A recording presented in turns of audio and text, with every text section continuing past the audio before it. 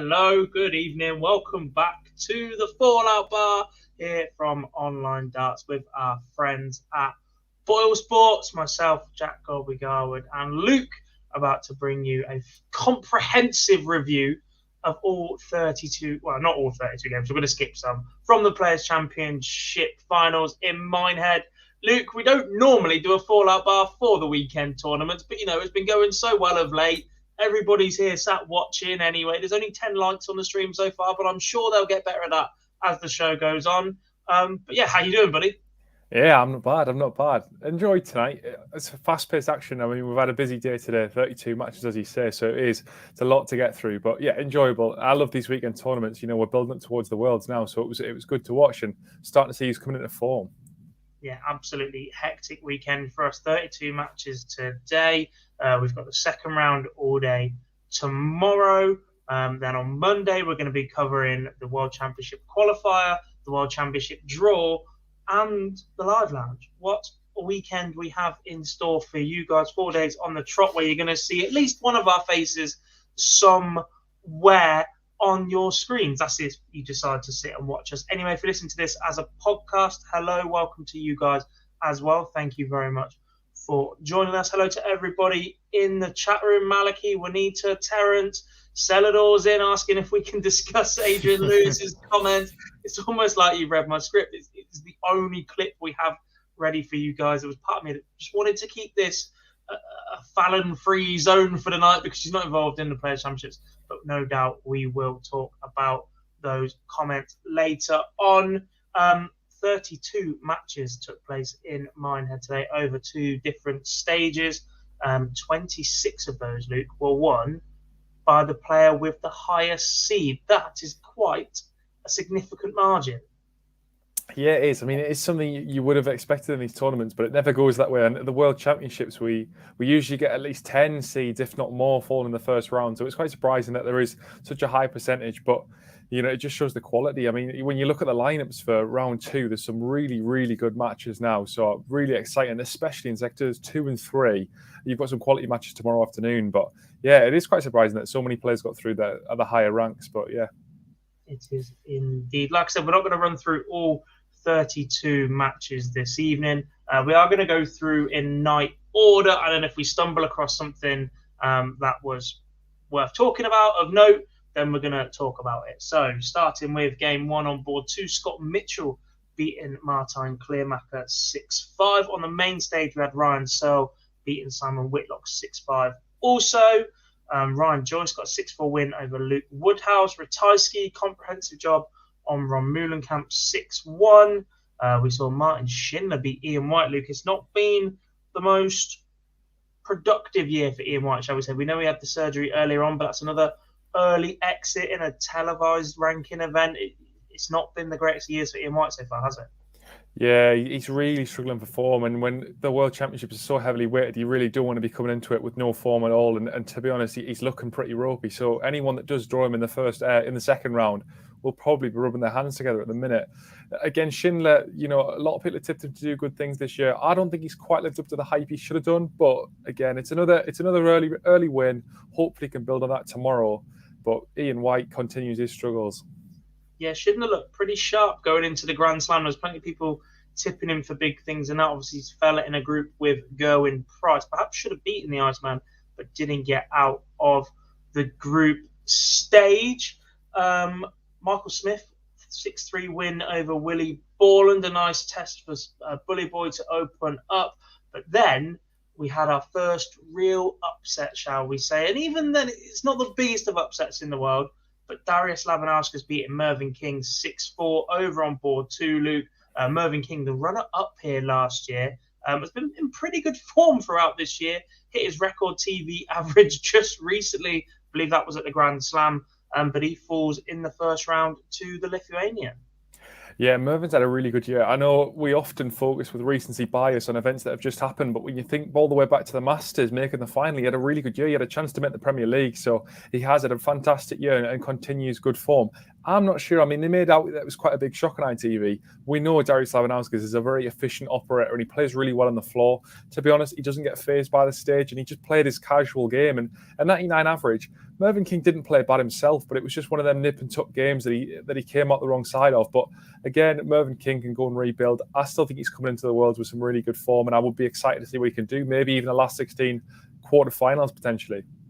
Imagine how different this year could have been if Mervyn King had beaten Johnny Clayton in the Masters final way back in January, was it? Holy smokes, a long time ago. Completely forgot about that as well, to be honest. I'm glad you brought that one up. One shock was swiftly followed, Luke, perhaps by another one. Joe Cullen losing out in the last leg decider to Andy Bolton. Bolton is a player who 100% has these sort of games in his locker, but perhaps we don't see it quite consistently enough from the X Factor for him to take a real run at the top 32, because when he turns up, when he delivers his game, he's clearly got a game to be in that top 32. Yeah, 100%. I mean, I think you could make a case for probably 100 of the 128 players to be able to play at that sort of level, but it's the consistency that sets these players apart. He's definitely got the game. 100 average was really good. And to be honest, it was more than the 100 average because he was really quite dominant throughout the match. I think he goes into the World Championship qualifier as quite a big name, to be honest. I think he's got a good chance, but getting through against Joe Cullen, I think his next match is winnable as well against Vincent van der Voort. I think he'd be fancying his chances at a little run at the last 16, so maybe we'll see how he goes in the rest of the tournament. But it's a big scalp to claim. Joe Cullen, another one who's been playing well all year. Yeah, one of three big fish checkouts on the day as well, Joe Cullen, but he couldn't back it up with a Shanghai, and he falls at the wayside. Brandon says a few lucky players tonight got away with it. That's darts, mate. This is what happens on the Pro Tour all the time. You get these best of 11s. We get 32 of them. We're going to see the odd swing of momentum. There is one game that I'm still sick to the stomach because of. I'm not even sure I want to talk about it because I genuinely might cry. But we'll get to that shortly. On to the next one. Not too much to talk about in this game, but perhaps a nod to the year that he's had. Chaz Barstow appearing at the Players' Championships final, despite not having a tour card. 6-2 loss to Brendan Dolan, though, just clinical from the history maker. Yeah, he's had a fantastic year on the floor, Brendan Dolan. I think he's really stepped up his game this year. I think he's starting to become one of the players that you could really fancy for a potential top 16 spot coming into the next sort of 1 or 2 years. If he can keep moving up the rankings, he's playing really well. So Chaz has had a fantastic year. To make it as an associate member and get all the way to the Players' Championship finals, and he's qualified for the World Championship, hasn't he, as well? So really good performance from him to make it as far as this. But unfortunately, when you come in ranked 56th, you end up drawing one of the better players, and he just came up against a really good Brendan Dolan today. There was not much more you can say about that, but another one who's had a fantastic year, and I think he's a big favourite for Q School. Brendan Dolan has had a very, very solid year on the Pro Tour as well. Dimitri Vandenberg, a 6-3 winner over Madars Razma. A good return to TV action for Dmitry. Another one that hit the 170, but after missing out on the Grand Slam through illness, a good performance for Dmitry up on the stage. Yeah, much needed confidence builder. If you're going to miss a tournament, last year when we had a few players miss with COVID, there was tournaments after that. I mean, Glenn is the most namely one that comes to mind, that once you come off the back of missing a couple of tournaments, you've just got no confidence going forward. At least he's come straight back onto the TV, bounced straight back into it. We know he's good in front of the cameras. He keeps playing well on TV, and it was a good dismissive performance. I think he's quite established himself as a bit of a favourite for this tournament, but we'll see how he goes. He has indeed. Next up, back-to-back losses for the RJR brothers. Ross Smith taking care of Rusty Jake over on board to 6-2. And then by the same scoreline, Danny Knoppert beating Roby John. Again, though, Luke, fantastic achievement for these two to be involved, considering they were ones that fell foul of perhaps a short-sightedness of the Q School Order of Merit earlier in the year. I'm not sure. I think it was an unfortunate side effect of capping the second phase in that players were missing out on countback that perhaps shouldn't have missed out because they technically won more games, etc. Yeah, I mean, these two have been, to be honest, probably the two of the most exciting players that I've watched all year on the floor. Really, really enjoy it. They've got a really high pace, tempo game. It's brilliant to watch. Both of them, I think they did themselves justice in the Grand Slam. I think they're going to continue progressing. They're both still young. I was quite shocked to see them both go out, to be honest. I think both of them should have really fancied their chances. Ross Smith and Danny Knoppert have played really well to dismiss both of them. But I think from here, going into the World Championship, they're still going to be backing themselves. It's an exciting moment for these two, and let's see whether they can get themselves a tour card by winning some games at the World Championship. But it's just a shame that these two didn't get one. Yeah, two tough draws. Ross Smith, Danny Knoppert have been very, very consistent performers throughout the year. A couple more games left in the afternoon session. We're actually racing through these. I wasn't expecting us to motor through quite as quickly, but I guess we can spend some time potentially looking at a clip. Getting involved with the guys in the chat room and going over this evening's action as well. And I'm definitely going to give Charlie the boot in a minute. At least he's commenting from the right page tonight, aren't you, Charlie, instead of your other one, mate? Yeah, we all saw that the other night. Don't think we didn't. I disappeared very, very quickly on Monday, pal. Look, we're 100% going to chuck up our suggestions for best game of the night or best game of the day throughout this order of games. A contender for the worst game of the day, James Wade against Ricky Evans. It just wasn't great, was it? 6-1 victory for Wadey, but these two have played a lot better. 82 average plays, 77 average, 31% on the doubles plays, 5.6. Ricky Evans had an absolute nightmare on the outer ring.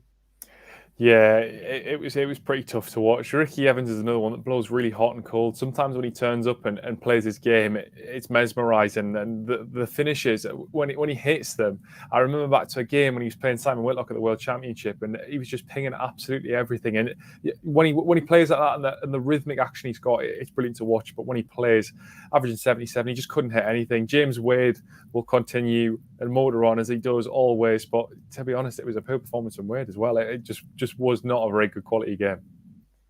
It was not indeed. One that was, though, surprisingly, one that I didn't manage to keep as much of an eye on this one as I would have liked. The averages don't suggest it, but everything else will tell you that Gabriel Clemens versus Steve Beaton was an absolute bit of a classic, despite neither player averaging over 90. They duked it out on board two, went all the way, Clemens getting over the line in a decider. Yeah, and you know what? We've backed him for quite a few tournaments now and keep getting told by Phil that Clemens can't do it on the TV. But you know what? He's starting to come into his own a little bit. He's starting to win matches. I think he's a danger. I think he did well at the World Championship last year. He's starting to do well in major TV tournaments. I think he can keep progressing. Obviously, Steve Beaton's coming towards the end of his career, but it was nice to see him give it a little bit of a fight. He's still hungry for it, and that's what we wanted to see. We want to see him keep giving it a go because everyone likes Steve Beaton, and it was nice to see him qualify as well. Well, he was one that a lot of the talk at the start of the year was how on earth does Steve Beaton manage to keep his tour card? He keeps producing consistent results. He's in absolutely no danger of losing it again this year. He's a player that would quite easily be able to slip off the tour, go and make a living doing exhibition work. The World Seniors is a massive thing now, a couple of events. Not that I'm pushing that angle or anything, now that, it's really enjoying covering that one. But he is one that just keeps turning up, throwing his darts, and he just keeps getting results early enough throughout the year. He looked like he was in no form at all to start with, but he's come in, done all right. Obviously, not the best result here, but he is one that just still competes, and he's still capable of that upset in the early couple of rounds as well. He's one that you want to avoid. Yeah, I mean, look, if you earn enough money to qualify for the World Championship through the Pro Tour Order of Merit, you're obviously doing something right, and he keeps doing it every year, so you can't really fault him. I know when he fell outside the world's top 32, people started to worry whether he would still get into the World Championship, but he's proven us that he's still well capable of being on the tour despite his age. He's just, that throw will never get, I'll never get old of it, and I don't think he'll ever get tired. So, yeah, there shouldn't be any issues really with it, sort of. I'm not expecting any sort of aches and pains with age or anything like that. It's just so fluid. So I don't see any reason why he can't do the same as what sort of Paul Lim's doing. Bronze Adonis keeps himself in good shape as well, which clearly helps. Nathan Aspinall 6-2 victory over Jeff Smith. Luke, good performance from the Asp after missing out on the Grand Slam. He was one of the high-profile players that didn't make it through the qualifier despite being well placed in the world rankings. But we're going to talk about I believe the final game in the afternoon session, two players that have been in really, really good form on the floor as late. And you could have been forgiven for thinking this one was going to go the other way because Kim Huybrechts has been superb recently. But one of us here was brave enough to say Adrian Lewis is going to win this quarter of the draw. And after seeing that performance, I got laughed off the show on Monday night, Luke. I feel a lot better about it now after a 6-3 victory over Kim Huybrechts. That, my friend, was the old Adrian Lewis. I was going to say, look, you've made some outlandish predictions in the past, but maybe this one comes true because, to be honest, he played really well and he looked like he was rolling back the years. He was really fluid. It was brilliant to watch. It was a really, really good game. I mean, Jordan watching Kim Huybrechts as well. I've been really impressed by the amount of tournaments he's managed to qualify for. Qualifying for the Grand Slam really isn't easy, and the fact that Adrian Lewis didn't manage it shows that it's a difficult tournament to get into. So he did really well to get in there. By Mike De Decker en route, one after the other. So it's one of them. You just think like, if Adrian can keep progressing this game, can he make the semi-finals? I don't see why not. I don't think Peter Wright was emphatic tonight, to be honest. I think he's there for the taking if he doesn't turn up, and I think Adrian Lewis, if he plays like that again, then there's every reason that he could make a semi-final or potentially a final, and a final could be huge for qualifying for tournaments next year. Get himself in the Grand Slam. Who knows? Maybe we're getting ahead of ourselves, but he's playing really well. Charlie is really not liking this result tonight. It's impressive. Rose says, unlucky Kim. Yeah, look, both players averaged 97, but it was those moments of magic from Adrian Lewis. The 119 and the 127, I think it was, at spring to mind, we saw great reaction from Adrian Lewis. It's something that he's kept quite contained within himself, I think, over the last 18 months. We haven't seen an awful lot of emotion from AD, or we have at the wrong times because he's been up against it for so long. He had the injury, he started falling down the rankings. We see it with Rob Cross, we see it with Michael Van Gerwen. When the confidence isn't there, the players just feel almost a little bit daft, giving it the big reaction up on stage. But he's clearly happy with his game at the minute. He's been playing really well on the Pro Tours, and he's translated that onto the big stage. Yeah, I mean, look, people criticise Price all the time for giving it the big end, but to be honest, when he really does do it and he really is passionate about it, you can really see it improves his performance. So I don't see any reason for Adrian Lewis to withhold emotion. If he needs to release that emotion when he's hit a big shot and it keeps him motivated, then by all means do it. And I think, to be honest, I think it develops him as a player. I think sometimes he's holding too much back in matches and you can't get yourself fired up. If he's one of these players that runs on the adrenaline of being on a big stage and being on the TV, he can turn up. I mean, he said in his interview, 90% of these players on the floor can't do it on the stage, and he is one of them that can. So he proved once again that he's got the ball in the big moments, and it's just letting out that emotion. So why not? I have to say, go for it. Yes, and he's done a lot of speaking recently as AD Lewis, up in the build-up to this, in his post-match interview as well, etc. It's difficult to forget, or it's quite easy to forget, that he is only 36 because he won so much so young, did AD Lewis, that he had the entire world at his hands. Obviously, that hasn't materialised for the last couple of years, but to only be 36, most players reach their prime in around 36 or beyond that. If he plays to the same amount of time that Peter Wright has, that Phil Taylor did, Simon Whitlock's nearly 50, Mervyn King's well over 50, he could still have another 20 years at the top of this game. Yeah, and the one thing that I do like about Adrian Lewis is whenever you hear him in interviews, there's always the motivation there. I've never seen him look disheartened or disinterested in darts. He's always still wanting to improve his game. Yes, the last few years haven't gone to plan, but I think one good run in a tournament on the TV, potentially a major win, could reignite his career and take him back up towards the top echelons of the sport. I think we've got exciting things to come for Adrian Lewis in the next couple of years. Back in the Premier League? Potentially, I wouldn't mind that. If he keeps throwing it how he does, I would not mind that. I've said the P word now, haven't I? So we're going to have to hear from AD Lewis as well, as he talked about the Premier League, rather interestingly, but not about himself. You can see where this is going to go, folks. I know I've got a lot more give than that. That was just a starter kind of thing, and that's what they're missing to me. I think the characters aren't the same as what they were. I think there isn't enough characters in the game at the minute to push the game forward. The only good thing I can say is Fallon Sherritt coming through. I think she's been a breath of fresh air to anybody, and I thought she was awesome. On Fallon, as you put her, would you put her in the Premier League? I think before the Peter Wright game, I'd have questioned it because it was a short format game she's always played in. After the duration, what she performed in that tournament, an average 100, after, was it 30 legs? Oh, well, yeah. Might have a few feathers. It might do. I just hope she can get a talk card. But also, like I said to you earlier on off camera, Lisa's been a bit overlooked in my opinion. I think she's the one who's got the talk card. So I reckon we open up, put 16 players in the Premier League and make 2 women. That's what I say. 16 in the Premier League, 2 win. I can't help but think that 16 number, Luke, was perhaps to maybe sneak himself in as well, although he won't admit it.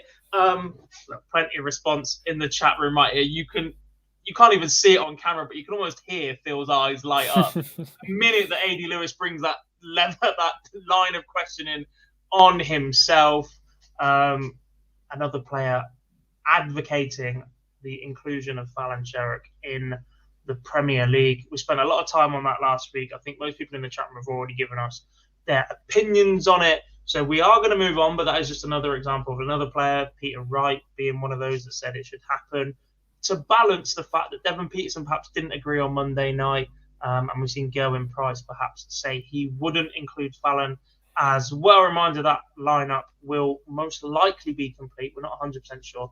Normal service from the PDC would be for that to be announced just after the World Final.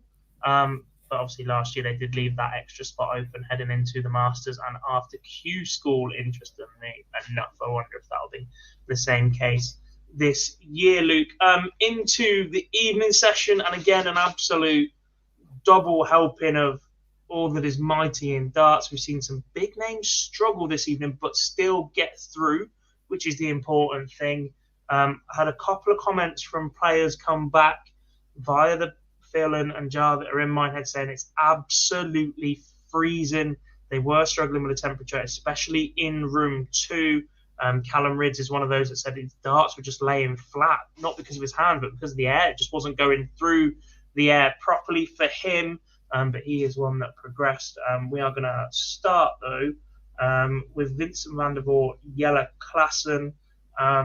Wouldn't normally touch on this one, but Jelle was a late inclusion to this one. Missed out on the World Championships through the qualifier that he attended. Needed a big run here to save his tour card, but will be heading back to Q School after Vincent van der Voort beats him 6-4, Luke. I can't help think, but that was a massive missed opportunity, especially the fact that Andy Bolton beat Joe Cullen, because really he could have had a run in the last 16. It wouldn't have necessarily got him enough money to keep the tour card. I still think you'd have to make the World Championships, to be honest, because a few players that are just on the cusp will probably win one round, and it would have pushed him out, but it would have definitely helped his cause. I think right now he is very much reliant on that World Championship qualifier on Monday. If not, then unfortunately Jelle will lose his tour card. I think he's good enough to come back through Q School. You know, he's still got talent, but I have to agree with some of the stats I've seen.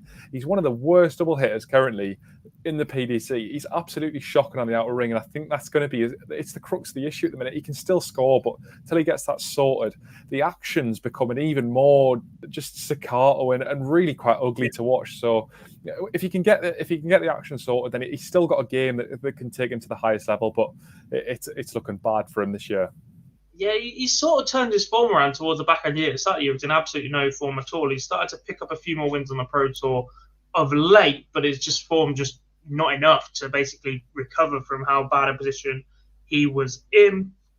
So he will be one that will be potentially heading to Q School in January. First game up on the stage, Luke, and this is definitely up there for contender for game of the night, just because of the drama. Gary Anderson, recovering from absolutely miles behind against Stephen Bunting, finishes with an 88 average, but gets over the line 6-5. Still some fight in the Flying Scotsman right now, who, let's not forget, is only about an hour away from home. Could have been in bed, tucked up, watching us 3 hours ago. You know what? People have been writing him off, and I think he showed a little bit of character against Raymond van Barneveld when in the last group game of the Grand Slam when he came through. It was quite difficult, managed to scrape through, showing a little bit of character against Stephen Bunton. I mean, a few people were writing him off. You know, Stephen Bunton's coming in with, to be honest, more form than Gary Anderson. I was expecting him to win the match. So when he went 4-0 up, I sort of dismissed Anderson's chances, but he's starting to find a way to win ugly again, which is obviously quite dangerous because when Anderson can win ugly, if he turns up with his A game, he's obviously a danger for any title. So it's a big win, and he's managed to get himself through. Stephen Bunton is really, really quality operator at the minute. But yeah, Gary Anderson, he's fighting back, isn't he? Maybe he's not done yet. Maybe. I hope not. Gary Anderson, look, there was plenty of talk today about how much darts needs a full-flowing Adrian Lewis. I think we need a full-flowing Gary Anderson too. If those two are on it, you could just... Look, there's a lot of talk about MVG and Gary Anderson going at each other in full flight. Can you imagine a fully fit Adrian Lewis? We've seen it in the World Final. I don't think we've seen it often enough, those two going at each other. I think that would be unbelievable to watch. We could potentially get that if Gary Anderson gets through against Ryan Meikle and MVG manages to beat Barneveld and Lewis comes through against Wright, potentially a quarter-final match between Gary Anderson and Adrian Lewis. Wouldn't that be exciting? He plays MVG and then potentially Adrian Lewis. That would be good. Please. Wait, that doesn't happen though, don't forget, because I backed Raymond van Barneveld to beat Michael van Gerwen in the next round. I called that one on Monday as well, because my God, after Adrian Lewis looked fantastic up on stage, Raymond van Barneveld went one better, 103.99 average. We'll call it 104. Barney, a 6-1 victory over Mike Ivanhoven. What could have potentially been a little bit of a banana skin. If that was on the Pro Tour, then I expect that to be much, much closer, possibly even favour Ivanhoven. But Barney looked fantastic tonight in front of the crowd. He's rolling back the years, isn't he? It's really exciting. And I know people have had a little bit of hesitation about his comeback, but this is it. He's a top 16 player on his day. That was top 16 form. That was imperative. He was really impressive. And I think, to be honest, he really will give MVG a run for his money. Over a short format, I think he's got an even better chance of beating him. So it's going to be nip and tuck. If MVG doesn't turn up and play his game, then I think there's every chance that Raymond van Barneveld could potentially make it through and set up a tie with possibly Gary Anderson. But really impressive form tonight. Mike Ivanhoven was nowhere near him. Just bossed the match from start to finish. He did indeed. Two of the classics rolling back the years, shall we say. Moving on, a couple of 6-2 wins for Damon Heta over Steve Lennon. Really good performance from Heta. Again, out on board too. Struggled with the cold a little bit, I believe, in that one. Rob Cross, 60 win over Jermaine Watermain up on stage. Couple of missed starts at double for Jermaine, but chances taken for Rob Cross when needed. I said we were going to try and keep this a Fallon-free zone, Luke, but it's difficult to not talk about her when we talk about the next game because she seems to have broken Mensur Suljovic once again after beating him at the World Championships the other year. He struggled for form a bit. We've now seen him the game after that. He's lost to Fallon once again, and Callum Ridds has dispatched a man who only averaged 77. I think the World Championships, there probably was some cause and effect there. I think he probably did take a bit of a knock from that, but I don't know whether this just meant Suljovic being inconsistent. You know, I don't know how much we can put this down to Fallon this time round. It just sometimes, you know, you can have an off day and average below 90, but having an off day and averaging 77 for one of the best players in the world is really, really poor. Right? He's so inconsistent at the minute, but I don't know. I honestly don't know what the answer is.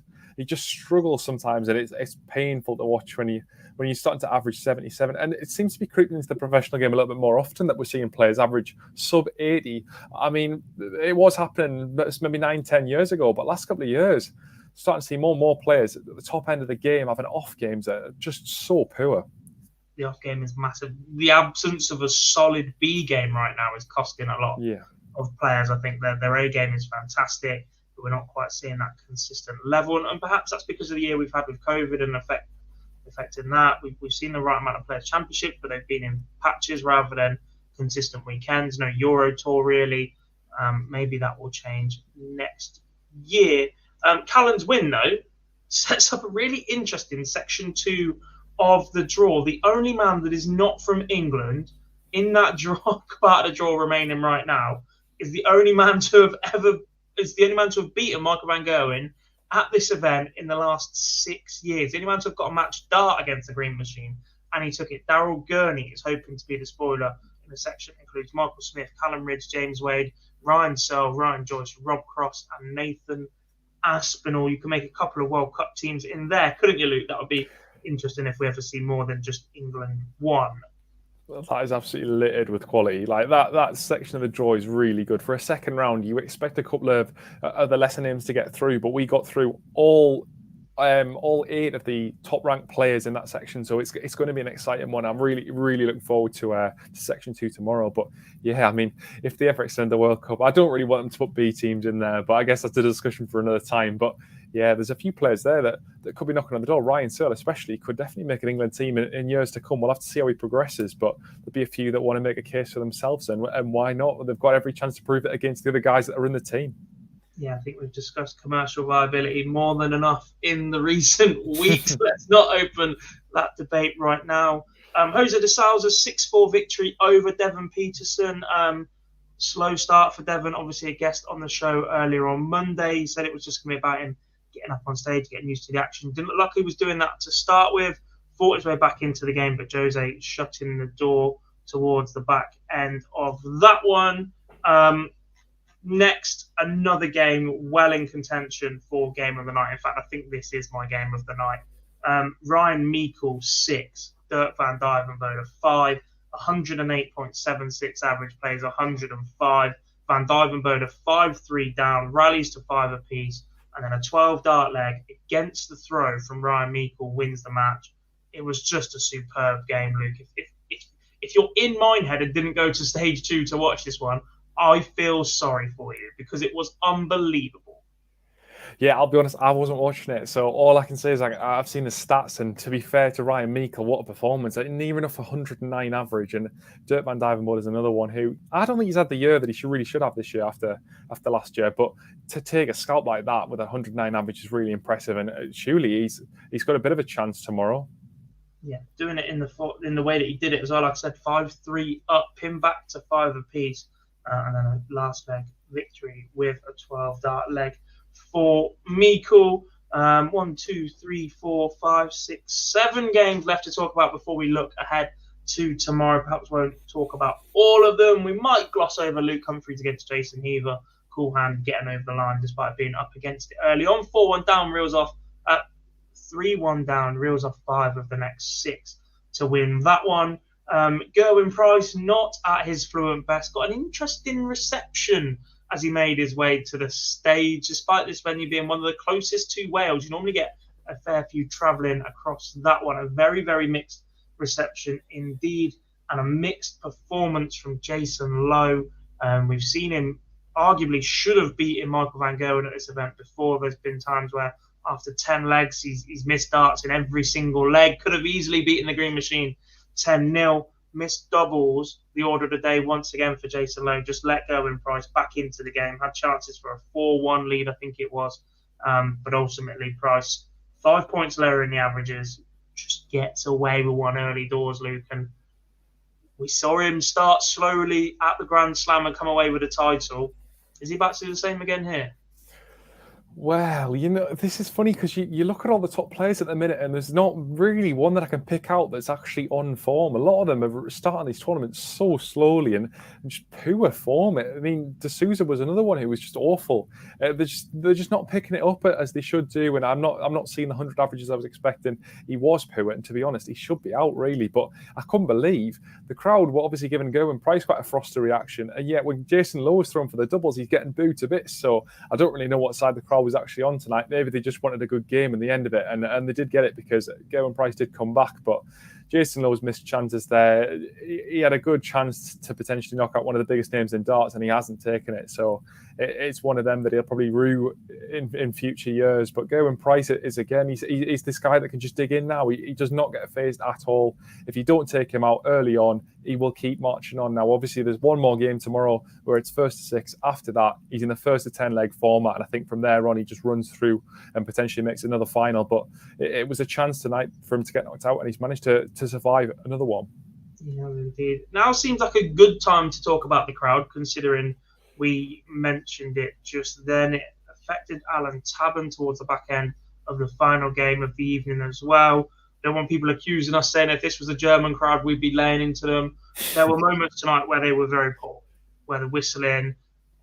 Dan from the team is there. Barney is producing a comeback performance delights that we just didn't expect from him. And the crowd are more interested in knocking beach balls about. And I know it's been a while since people have been allowed at Minehead. It is a fantastic venue. It's a great party atmosphere.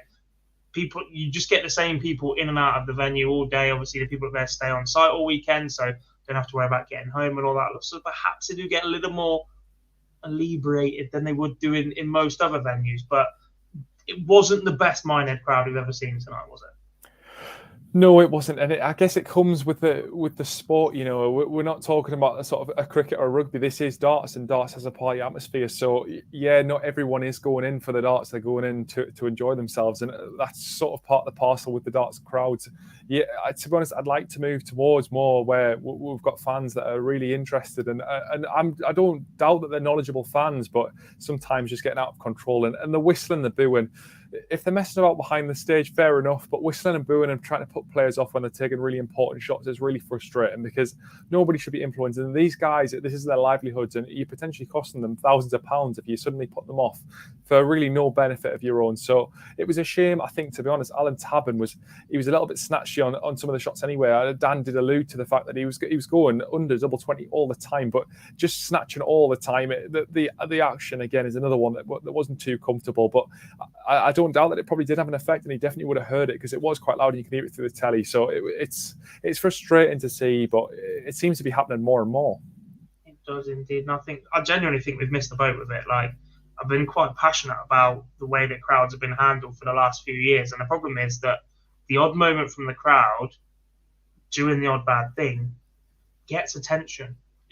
I genuinely believe the PDC are at the point where all press, no matter how bad it is it just gets attention on the game and on the sport, and I think they've missed the opportunity to stamp it out. And if you get to the point where you try and stamp down on it, but like, well, I used to be able to do it and that sort of thing, gone are the days where you're going to see the likes of George Noble and Kirk Bevins asking the crowd for best of order. You won't get George Noble walking up to a fan on the Euro Tour saying, "Oi, once more, I'll boot you out." Like that's a brilliant moment, but that just will not happen anymore because they're just not bothered about it anymore. Like, that gives them something to talk about. They've let it go on way too far, as Selador says. We're just not going to see a change or reaction from that. And look, darts is tickets are sold as the party atmosphere, as the place to go. And as long as you've allowed it to get that far, I'll be honest, as a spectator sport in the venue, it's far easier for me to watch a game of darts on the TV. I can't see the dartboard from the back of the room in Minehead. It's a great atmosphere to be in there, sing some songs, but I end up watching it on the screen anyway. Why am I paying for the pleasure to watch somebody else's TV? I want to see it's a tough one, and I think the other thing is, remember back to sort of Lakeside when Martin Fitzmaurice is walking across the hockey and Hankey's getting booed to bits, and he's shouting, saying, this is Lakeside. The amount of fans in these venues now is tenfold compared to what we used to have in the Circus Tavern in Lakeside. It's a massive crowd audience, and they could make even more noise than ever before. What's the referee saying best of order play is really going to do now? It has. I think I completely agree with you. I think it's gone too far. It's unfortunately going to be a nature of the game, and this is why you've got to keep the crowd on side. So you don't want to be antagonising them, doing something that you shouldn't do because it could come back to bite you in the future. They do indeed. We're going to have to move on to a game that I really, really don't want to talk about because it still hurts. I was 11 from 11 on an accumulator at this point. A cash out of £207. Chris Dobie hits 10 180s, averages 8 points higher than Willie O'Connor, misses a match dart. O'Connor misses the big number and still checks out 64 for the match. Look, it was a superb contest, back and forward. O'Connor's finishing stats are absolutely ridiculous. 75%, 6 out of 8. Kept him in the match, was unbelievable, but just stings a little bit, this one. It probably stings Chris Dobie a lot more, to be honest, but it just stings, this result, Luke.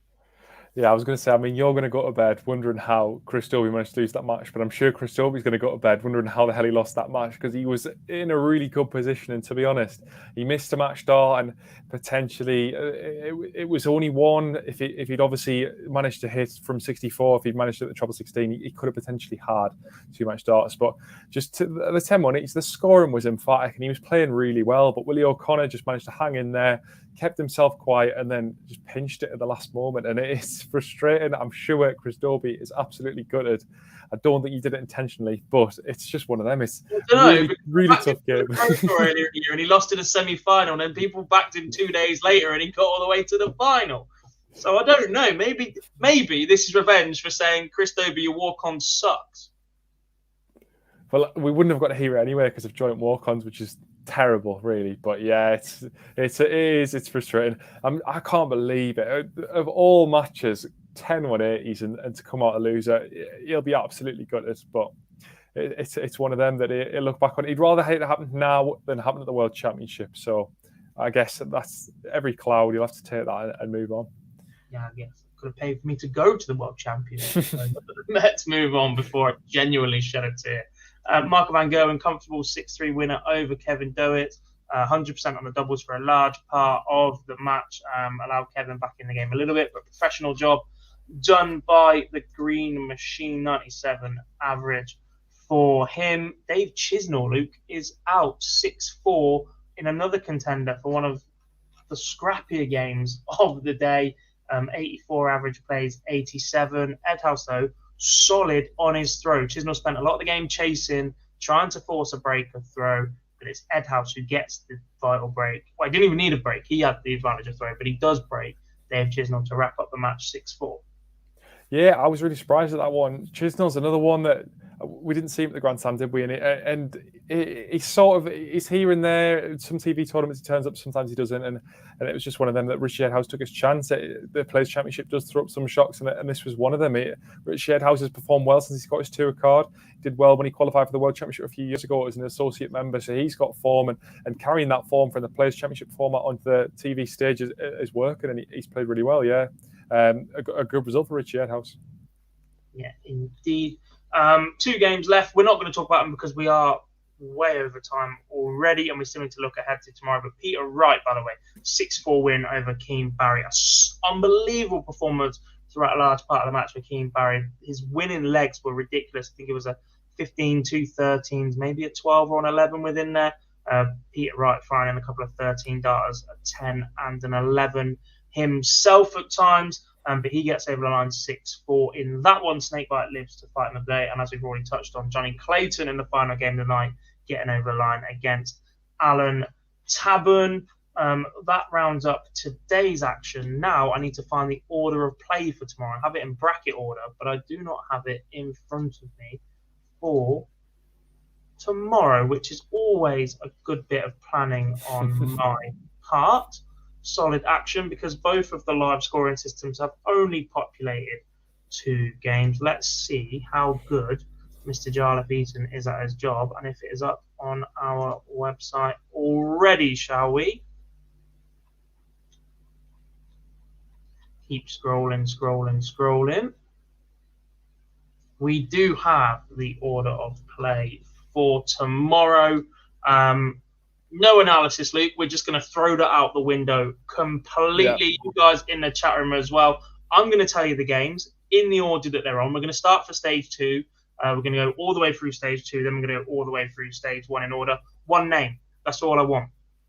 We're not going to do any analysis. We're just going to whiz through who we think are going to win these games, starting with Andy Bolton versus Vincent van der Voort. Van der Voort. Ryan Searle versus Ryan Joyce. Ryan Searle. I probably should be predicting these 2. I'll go Bolton and I'll go Searle. Game number 3, Michael Smith, Darryl Gurney, the only Northern Irishman, the only non-Englishman in Section 2. Michael Smith. I'm with you on that one. Brendan Dolan against Richie Edhouse. Brendan Dolan. Same again. Damon Hetter against Gabriel Clemens. What a match this could be. I'm going to go Damon Hetter. Yeah, it looks solid to me. Ross Smith back on stage 2 against Luke Humphreys. Good game, this. I like Ross Smith to get through this one. Just because he's wearing the OD patch on the shirt. Also, Willie O'Connor against Krzysztof Ratajski. Ratajski, Polish Eagle. This is going to be a case of where I'm definitely going to consider putting Ratajski in my accumulator for tomorrow, and O'Connor's going to do me again. I remember a year, right? I think the year that Daryl Gurney beat Michael Van Gogh, and I think I backed against him. He won 3 last leg deciders, and he wasn't in contention for any of the matches whatsoever. I think Willie O'Connor might play that role this weekend. And the final game on stage 2, Jose de Souza is booted from the main stage against Darius Labanauskas. I'm going to go with a shock for Labanauskas. I'm going to go to Souza just, though. I think it will be tight. On to the main stage. What a game this is to open, by the way. Callum Ridds against James Wade. I think Callum Ridds. I'm going Wadey. Sorry, Callum. It gets better. Rob Cross against Nathan Aspinall. Oh, that's really tight. Aspinall. I was very impressed with Aspinall today, but I'm going to go Rob Cross. Ryan Meikle, star performer of the day, against Gary Anderson. Gary Anderson. Yeah, I'm with you on that one as well. Just difficult to replicate what Ryan did today, I think, and Gary's got extra gears to come. Peter Wright against 8. What a session is it? I'm refereeing tomorrow for Derbyshire County, so I'm not going to see any of this in the afternoon session. I'm going to have to try and catch the highlights on the way back, because once again I'm hosting tomorrow night's Fallout Bar for you guys. But what an afternoon main stage session this is. Peter Wright, AD Lewis. Adrian Lewis. Heart overhead. I'm going Lewis too, because I've backed the man to reach the semi-finals. Michael Van Gerwen against Raymond van Barneveld. Raymond van Barneveld. Stop you! Oh, mate, you're just jinxing both of them. I called this one before we even got through to this round, but I'm staying with Barney. I was very, very impressed with him this evening. A rematch of a game at the Grand Slam. Gerwin Price against Martin Schindler in a short format. Gerwin Price basically did today. I think Schindler beat him. I'm going to go Price, though. He's just got levels, hasn't he, when he wants it. Johnny Clayton against Scott Mitchell, Luke. Yeah, Johnny Clayton for me. I'm a big fan of Scott Mitchell's work, but when you back Johnny Clayton to win the tournament he's still in, I've sort of had to take it. I just don't think he can play that badly again, to be honest. And the final game of the day, Dimitri Vandenberg against Danny Knoppert. I think Danny Knoppert's going to come through that one. You've picked all the edgy picks here. I'm quite livid with you. I need someone else here so we can balance out a bit. Because I, too, am backing Danny Knoppert. It's just the steeliness about him this year so far. Chat room, you guys have all been absolutely fantastic. Thank you for all your picks within there. Interesting to see opinions split on quite a few. There's the odd shout for Schindler. Lewis versus Wright split everybody quite a lot. Cross Asp did the same, as did Ridds Wade. Interesting. To be fair, we struggled to split a couple of them too, and everybody else seems to be on the same wavelength as us, which is possibly quite a worrying thing, Luke. Thank you very much for joining me this evening, buddy. Really do appreciate it, and to our friends at Boyle Sports for making our coverage happen this week and looking ahead to the World Championships as well. They are on board with us all the way up until the close of that tournament. We played you a little clip of Adrian Lewis earlier. There are literally tens of, not hundreds because there hasn't been that many games, but there are plenty more interviews on our YouTube channel, guys. Once we finish this stream, head over there and hear from any of your favourite players that you want to see how they felt about their first round victories today. The live league is on currently. There's still about an hour and a half, maybe 2 hours play left this evening, usually. I'm not 100% sure. Some of us might need to get some sleep. But if you fancy some more live darts, you can always head over to that. Stay on this channel once again. And don't forget to follow us on social media throughout the weekend. Twitter, Facebook, Instagram, and on our website where the live blog returns once again this weekend. It's by far the easiest place to keep up with both boards simultaneously, although that might be me being just a little bit biased. I don't think I can say anymore. So with that, guys, thank you very much for watching the show. We'll be back tomorrow night with the final Fallout bar of this weekend, because obviously we will review the final day's action on the Live Lounge on Monday on a bumper night of action that includes the World Championship Finals qualifier and the World Championship draw. So stay tuned for that one as well, guys. Thank you very much for watching, and good night.